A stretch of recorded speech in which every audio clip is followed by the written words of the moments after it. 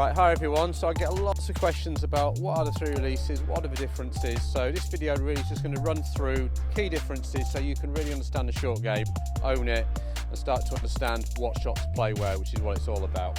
So we're going to start with release one, kind of the most basic green side chip. I call it the chip and run. It's a low flighted shot which will land and run out. It will run out more if you use less loft, less if you use more loft, assuming a good strike, of course. So when I talk about three releases, what I'm actually talking about is how the club swings through the ball.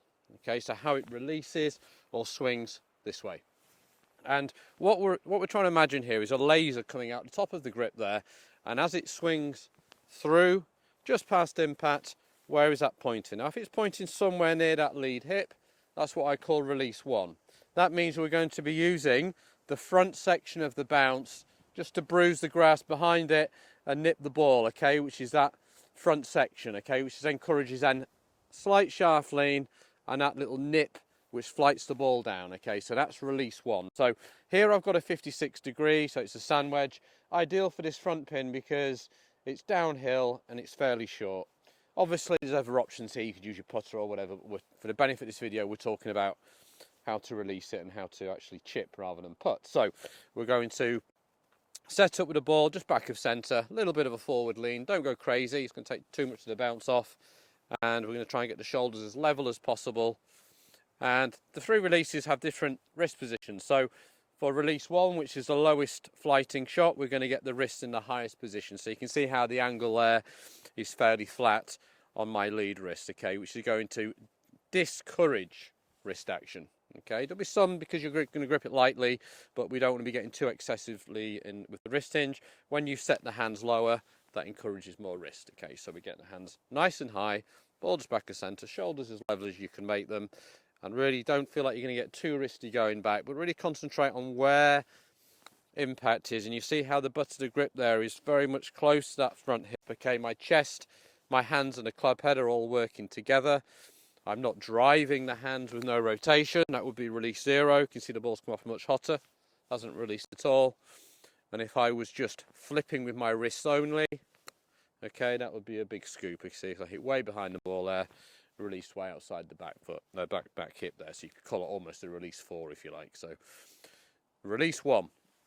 Let's get this right this time. Got the sand wedge. You'll see a little bit of check. And you'll see it just gently run out towards the hole and in. There we go.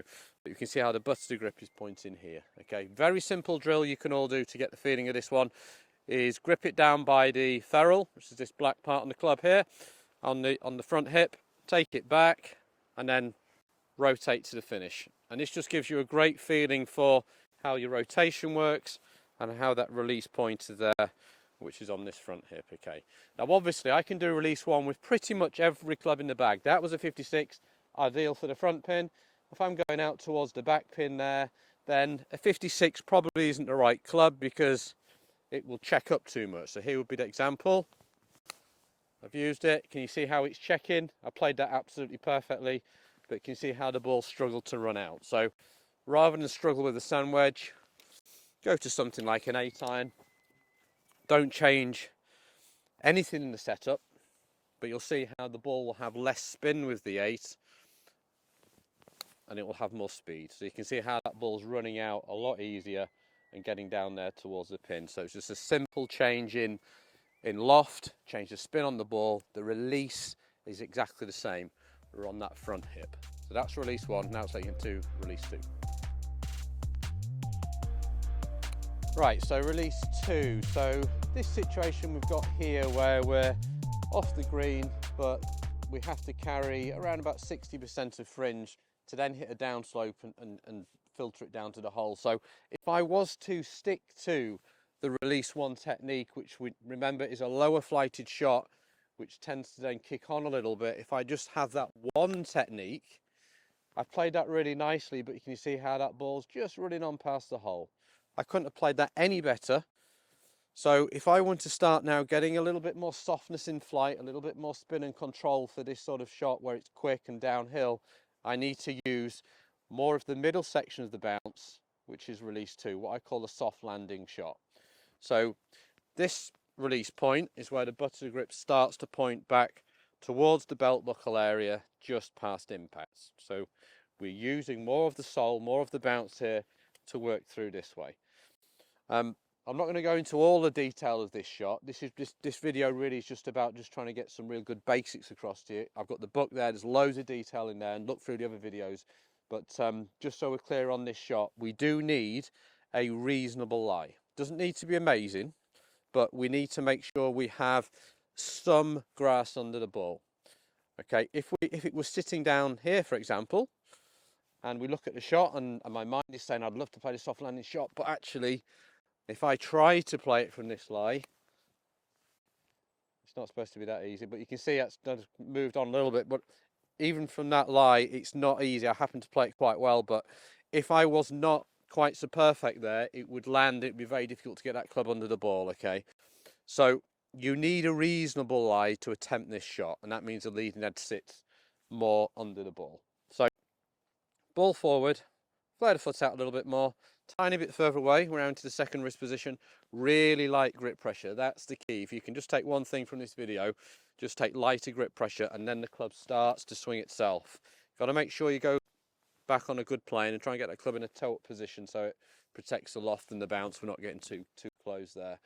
And the key here really is not rushing, just try and let the bounce slide under the ball, keep your chest moving, and then what we'll see here is a softer shot.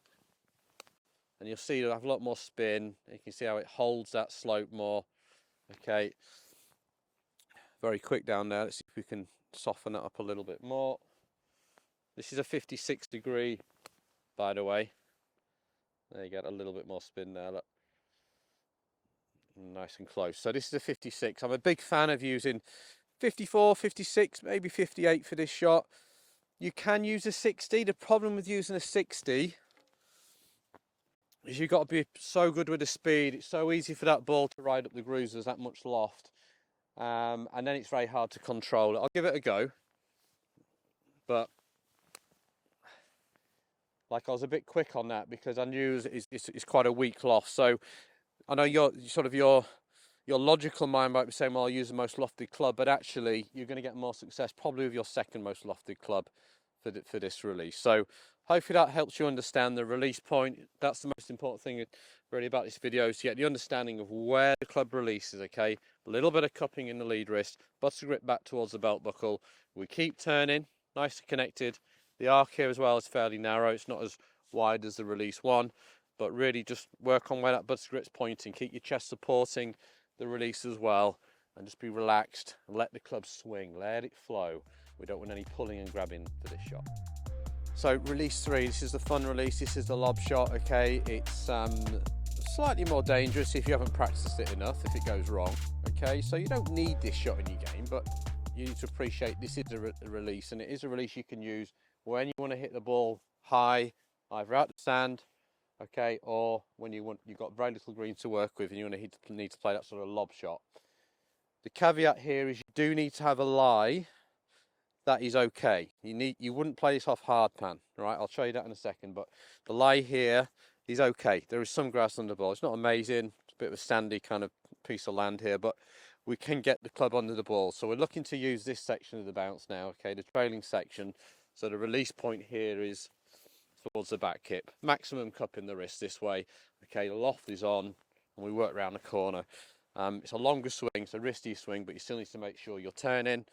We're going to widen the stance up here because we need a longer, it's a longer swing, so we need a wider base. Ball forward, shaft neutral, no lean here at all. We want all the bounce showing. Nice and brave with the swing. Try and cup the wrist to get the club as open as possible, and then fire it under the ball.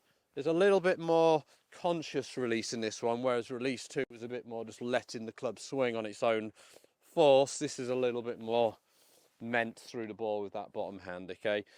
Only play this shot when you have very little green to work with and you just weigh up the situation. You maybe wouldn't do it so much in stroke play, but you maybe do it in match play, for example. Here, there's probably a little bit too much green to play. I could still probably do the release 2 for this situation, for those that are looking keenly on with your eyes in terms of how much green there is. But imagine there's a bit less green, okay, and I've got to fly it a little bit nearer the pin. Right, let's give that a go. So we're down there, ball forward, keep the chest moving, release the club. So nice high release, And you can see how quickly that stops. Okay, you see how the club is kind of going in the holster, as I call it here. And the holster move comes from really releasing it nice and narrow, and then it comes around the corner and into the holster.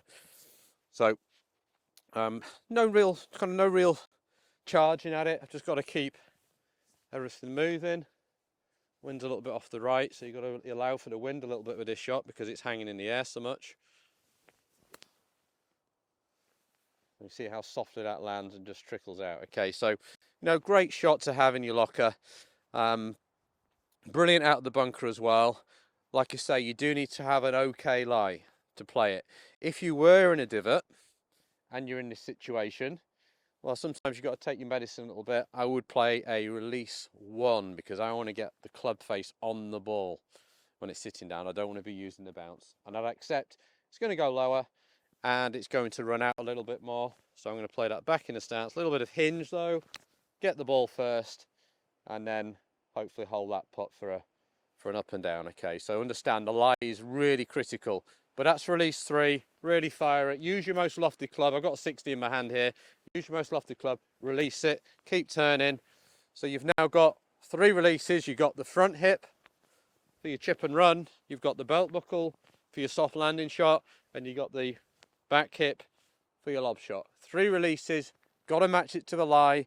And you've got to use the right club at the right time. But hopefully that helps you understand the 3 releases a little bit more. Much more to learn from different videos in the book. But hopefully that helps you game. All the best.